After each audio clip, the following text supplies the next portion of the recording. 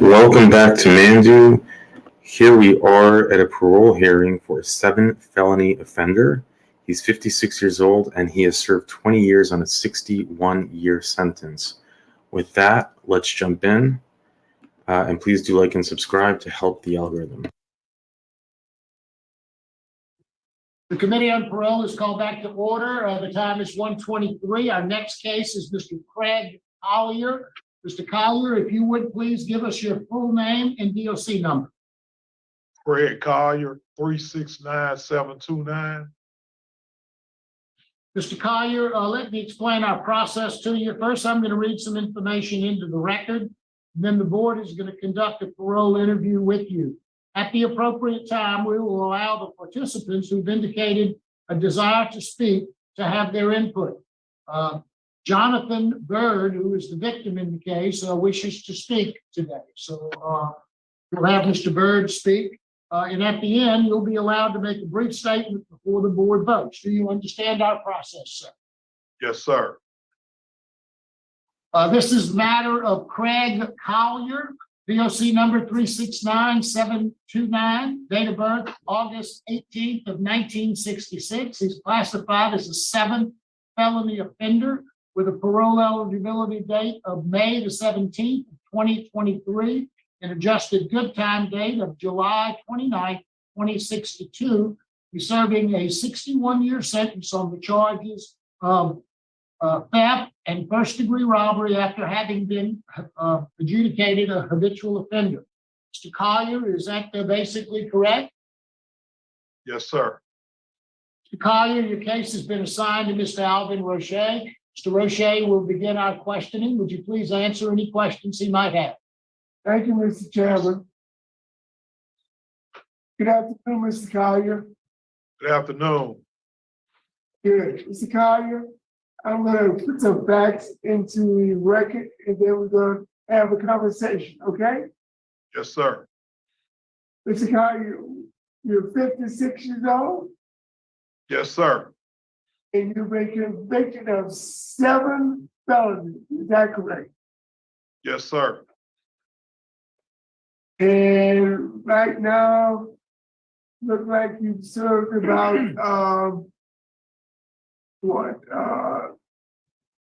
24 years on your sentence? Is that about right? Excuse me, I couldn't hear you. You've served 24 years on your sentence, is that correct? No, sir. I've Okay. served right at 20 years. So you have a 61, okay, you have a 61-year sentence, 63. So you were arrested around 202. 2000. No, I was You're arrested 2003, May of 2003. So in May, it will be 20 years. Yes, sir. Okay, okay. What is your job at Louisiana State Penitentiary? Well, at the current time, I don't have a job. I'm in the mental health program. Okay, and how long have you been in the mental health program? For like the past 3 years. Okay, and how are you progressing? I'm doing great. Good, good. You feel different? You feel better? Yes, I had a death in my family and everybody deals with death differently. And that's part of the reason why I went into the mental health program. Okay. And you've been in the mental health program for about 3 years? Yes, sir. Okay. Tell me about the programs that you completed in your 20 years of incarceration. Well, I basically has been taking social skills, anger management and substance abuse, but it's been within the last year and a half through mental health, going to group voluntarily. Okay, so you're taking anger management and substance abuse. Is that correct? Yeah, it's being discussed 2 to 3 times a week, and I've been going to group voluntarily for the last year and a half. Okay, so basically, you haven't completed any good time courses. No, sir. So you've been in the mental health for 3 years. Why did you take good time classes or programs in your first 17 years of incarceration? I just didn't take them. I should have took them. I didn't take them. I'm not getting ready to sit up here and make up a lie. I didn't take them. I should have took them. Was it because you had no chance of parole, you had a 61-year sentence, and you said, I don't need to do that? Yes, that's part of the reason. And thank you for your honesty. So, do you have any vocational skills that would aid you in getting employment if and when you're released? Yes, I do. I'm a painter. I can lay cement. And I can use acoustics to blow ceilings. Popcorn ceilings. Excuse me? Popcorn ceilings? Yes. Okay. I want to cut to the chase. Mr. Collier, you've been convicted of 7 felonies. You have an extensive arrest history. You have a terrible supervision history. You've been revoked multiple times. You've been given chances of parole supervision and probation. And every time you've given a chance, you've been revoked. And you committed a new felony offense. Your general disciplinary conduct is unacceptable.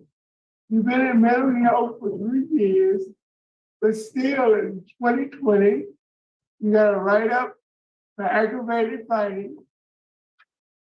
In 2021, you got another write-up for fighting while in a mental health program. You have a life of programs because you didn't think you needed programs. You have a moderate risk assessment, which tells this panel that you have a moderate chance of reoffending. The entire legal community is opposed. The judge, the DA's office, the sheriff's office, the chief of police. So tell me why I should vote for an individual that has that much baggage. Well, first of all, you are correct. I've been convicted 7 times, but in all them convictions, I've never done 20 years before. 20 years is a whole different ball game. It gave me time to get myself together, to see life differently, and to get another chance at life. Don't take it for granted. Don't go around taking stuff from people, but go out and earn an honest living after being incarcerated for 20 years. I was in and out. I've never had 20 years before, because if I'd have got them 20 years and done 20 years the first time, we wouldn't have never met. 20 years.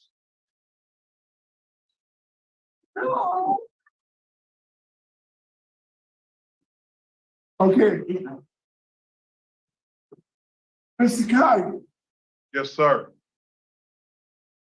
but at 10 or 15 years, you sort of got that feeling that I'm getting tired of being incarcerated. Am I right? I'm very tired of being incarcerated. and I So learned why- something. Why did you start taking programs? Because you knew that you had to take some type of rehabilitative programming for you to be successful when you came out to the day and had a parole hearing. Well, like I said, I was in the mental health program, and you know, it's not a program for us basically in one area, substance abuse or anger management, but its skills is talked about 2 to 3 times a week when I do go. I went voluntarily for the last year and a half. So you went voluntarily. How long will you be in this program? Excuse me? How long will you be in the mental health program? Mr. Roche, this is Warden Fowler real quick. Yeah. Interject real quick.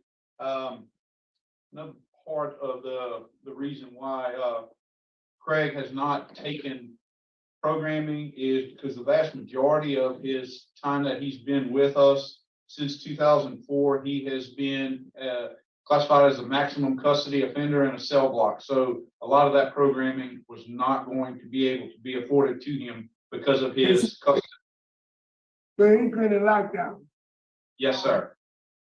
Okay, yeah, and I understand that fully. It just wasn't available. Correct, because of his custody status.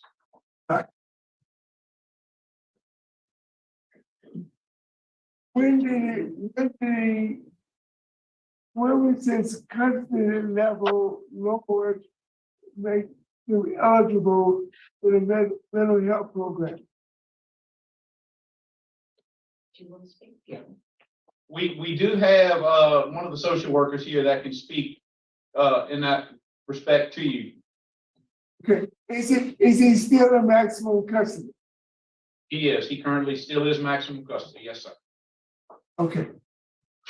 So basically, he's allowed to enter the mental health program at his custody level, but the other programs are not available. Yes, the programming that he's taking right now, I'll let the social worker speak if it's okay with you specifically as to what's going on with him right now in TU. Please, would you give us your name? Would you give us your name for the record and your position? How are you? My name is Ms. Claiborne. Mr. Collier is currently housed in a transitional unit. We do have a program offered there to our offenders. This particular program, they do not receive good time for this program. It is a voluntary program. I've known Mr. Collier for the past 3 years. And he's correct. He has joined my my groups for about the last year and a half voluntarily. In these groups, we do cover substance use, communication skills, different topics, how to deal with emotion, socialization, things of that nature. And he does come to group at least 2 to 3 times per week when allowed, when group is available to him. You have a tough job. You have a tough. Oh, I absolutely have a tough job. But he's one offender that makes the job really easy. Okay, so he's doing well. He's doing well, respectful offender, does well, takes constructive criticism very well. So yeah. How long is the average offender in that program before you see a complete turnaround? You say, a turnaround? That actually is going to depend on sometimes the diagnosis of the offender, the offender in general. Like I said, meeting Mr. Collier about 3 years ago, very humble, quiet guy. When he did start to attend the groups, I started to see immediately him wanting to be involved, him wanting to attend the groups. If it's days that I would be out or a group was going to be missed, I was fussed at by Mr. Collier about not having groups. So I'm going to say probably for him immediately, it just is going to depend on the offender and the state that they're in at that time. So much. I appreciate the information. Thank you. So, Mr. Collier, tell me why I should vote to release you today. Well, because I've been here 20 years and I have made some changes, and I understand that you don't go around taking people's stuff as a way of living. You have to work an everyday job so you can every day to be productive in society. And I have another chance at life, and I won't take it for granted. I apologize for the crime that was committed. I did commit it. All I can do is apologize. I have been convicted 7 times, but I've never done 20 years before. And I can assure you, if I was to get out of here, I promise you, I would not just be this prison, any other prison. I'd never be in jail again. I'm 56 years old. I have learned a valuable lesson. I'm gonna be very Valuable honest. lesson. I'm going to be very honest with you, Mr. Collier. Yes, sir.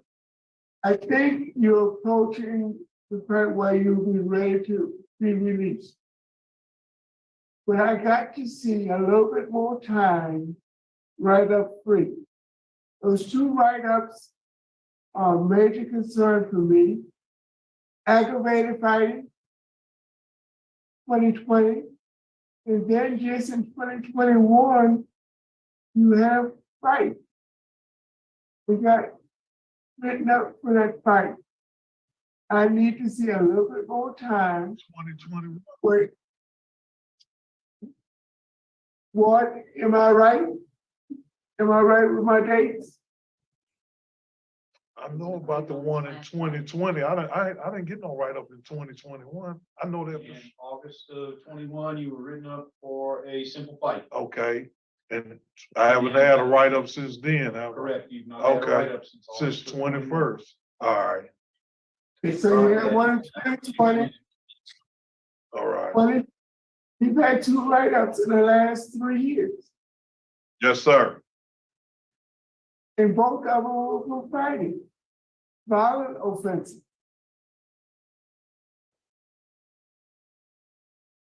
Mr. Chairman, I agree with you. Now we'll hear from Mr. Byrd, Mr. Jonathan Byrd, if you would introduce yourself and let us know what you'd like us to know. Yeah. Hi, I'm Jonathan Byrd. I was the cab driver for Mr. Collier when he did the robbery on myself and the cab company. I've since driving cab entered into a career of journalism, and I've become deeply acquainted with law enforcement and prison and inmates. I was unaware of the write-ups in 2020 and 2021. I was coming today to speak in favor of Mr. Collier getting released. It was my understanding from the person I spoke with that there was a substance abuse problem and the way it was phrased to me, a substantial mental health issue that was discovered while he's been incarcerated. And my thoughts were that it's been 20 years. He's been clean off of the drugs. The areas that he did have me drive him to were well-known drug area, so I knew that there was some substance abuse issues going on there. My thoughts were if he can continue to seek help treatment for the mental health issue, and after 20 years, I would feel comfortable giving him another chance. Like I said, I was unaware of the write-ups in 2020 and 2021. I still don't know what those are about. I mean, for all I know, it could have been his self-defense. Fighting in jail happens. I know I had a mother who spent time in jail as a felon and was written up for fighting, and she didn't start it. But when you get involved, you get written up. So yeah, I was coming to speak in favor as long as he continues to seek and get the mental health treatment that he's been getting, can get that on the outside as well. Thank you, Mr. Byrd. That's very compassionate. Thank you. We appreciate you being here and your words. Mr. Collier, is there anything you'd like to say before the board votes? Yes, I just want to apologize to Mr. Byrd and thank him for showing up and thanking him for being in support of me getting out. And I'm asking the board to be released into a transition program. I don't have any family in Louisiana. I have a job lined up in Houston. I'm asking, can I be put in a transitional program where I can, number one, adjust back into society, get my CDL license, because I'm gonna need them to drive the dump truck, the job that I do have waiting on me, and to wait and see how the interstate compact transfer goes.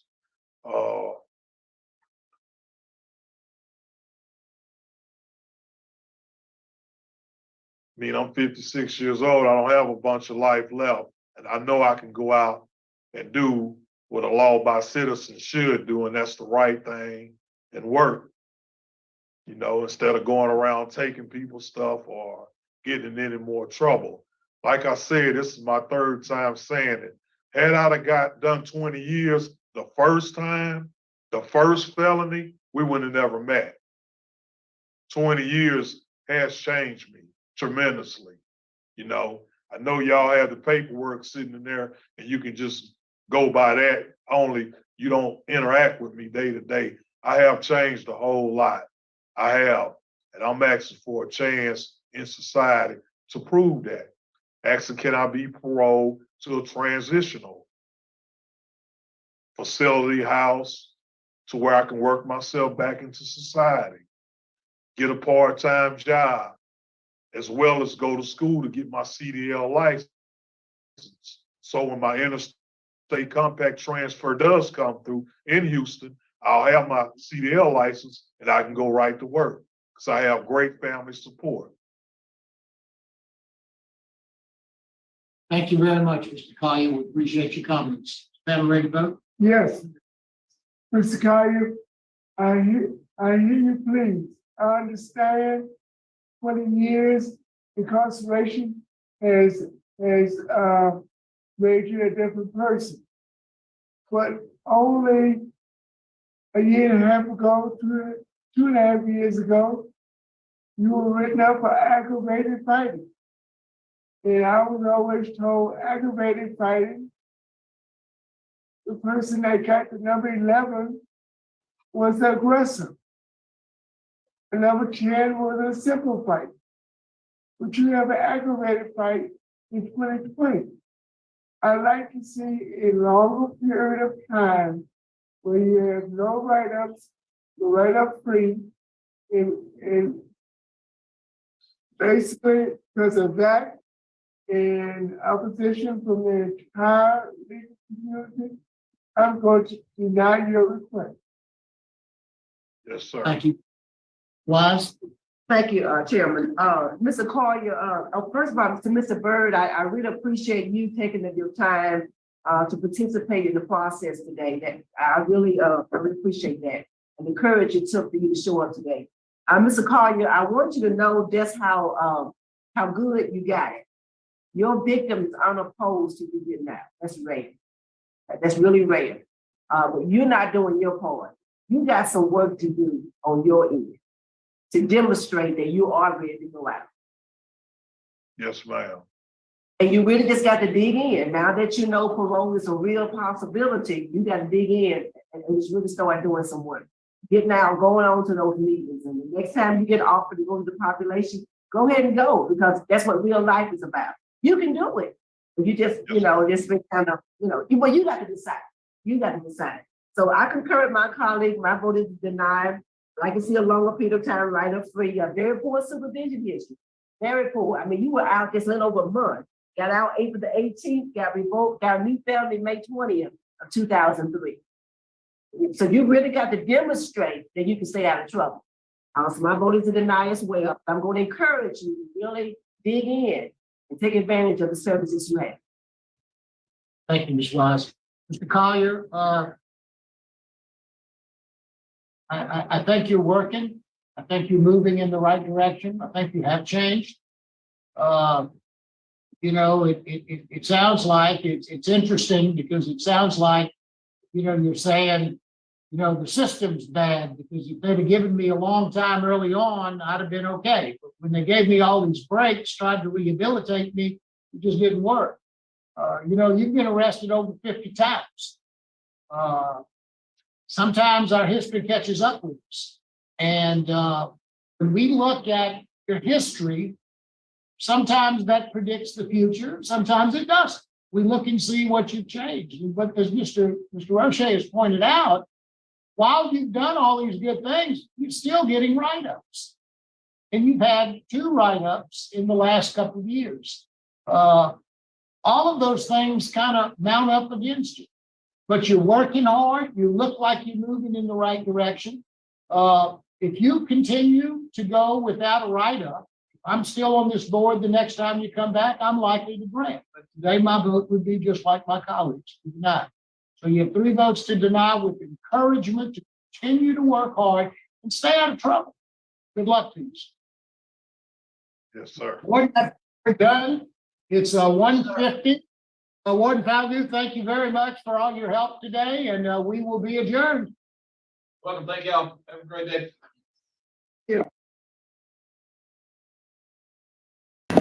Yeah, so let's unpack this.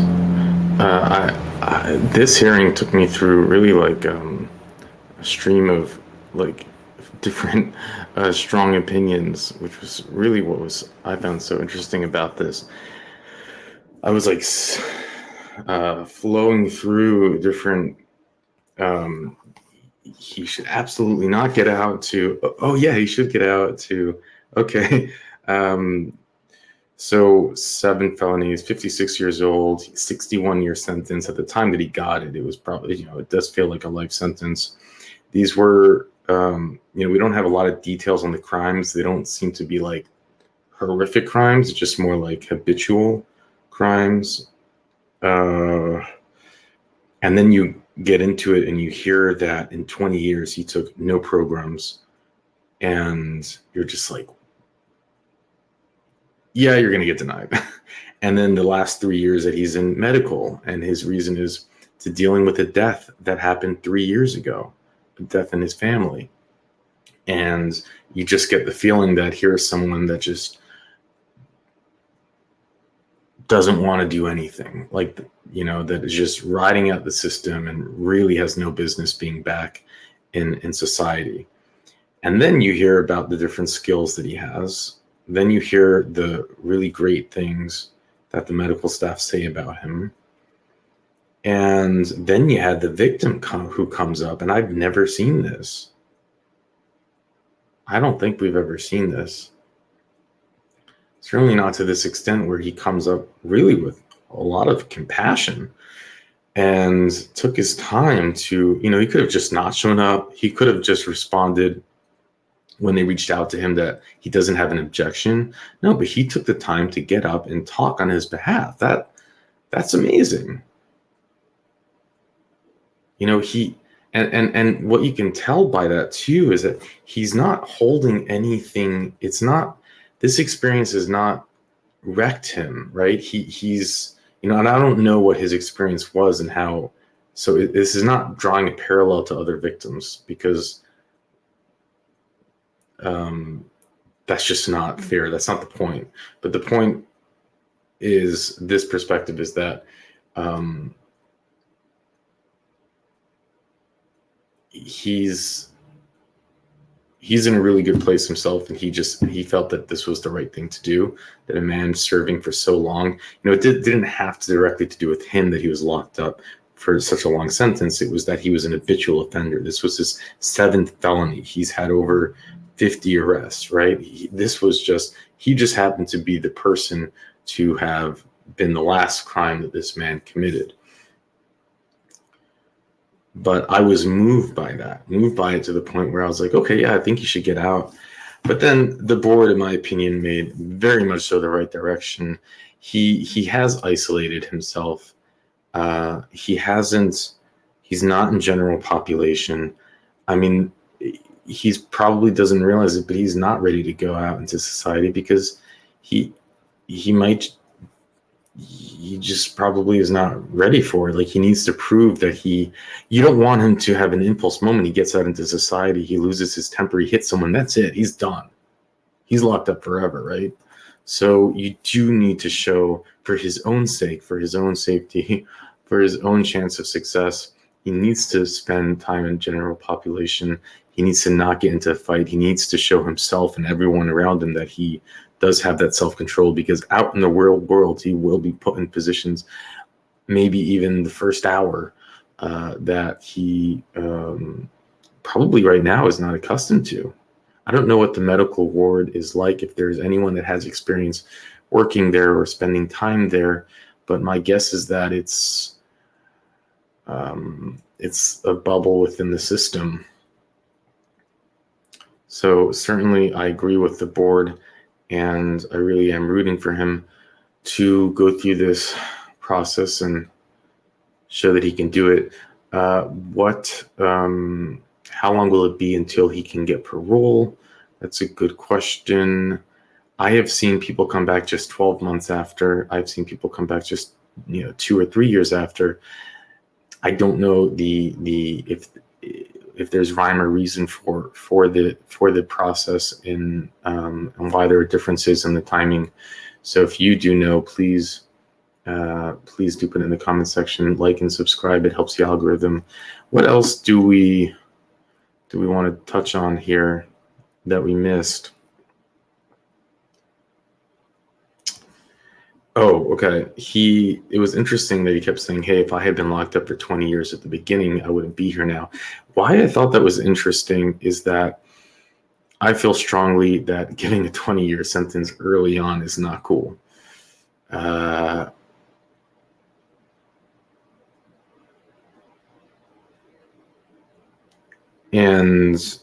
it is interesting that he's saying that perspective, but I don't think that's the answer. They're probably different. I don't know what the answer is in general, right? You can't lock people up too long. You can't do what's happening now, where people just get let go and then commit felony after felony after felony, and there's no what you see happening in New York and other cities. I don't know what the right answer is. I don't know if anyone knows what the right answer is. But what I do think is that we don't go to extremes. We have seen a history of going to extremes. It's like before 9/11, anyone can get on a plane with a weapon. And after 9/11, your grandmother can't get on a plane without getting out of her wheelchair and getting undressed. And it's like we go from one extreme to the other, to starting in the 90s, I think, with this 3-strike law, basically throwing people away for life for possession of the devil's lettuce, right? And I don't know why everything has to be so knee-jerk reaction. Really, it's like about finding there should be like data involved, and I'm sure there is. If anyone knows about this stuff, please do put it in the comment section. With that, I will let you go. Thank you.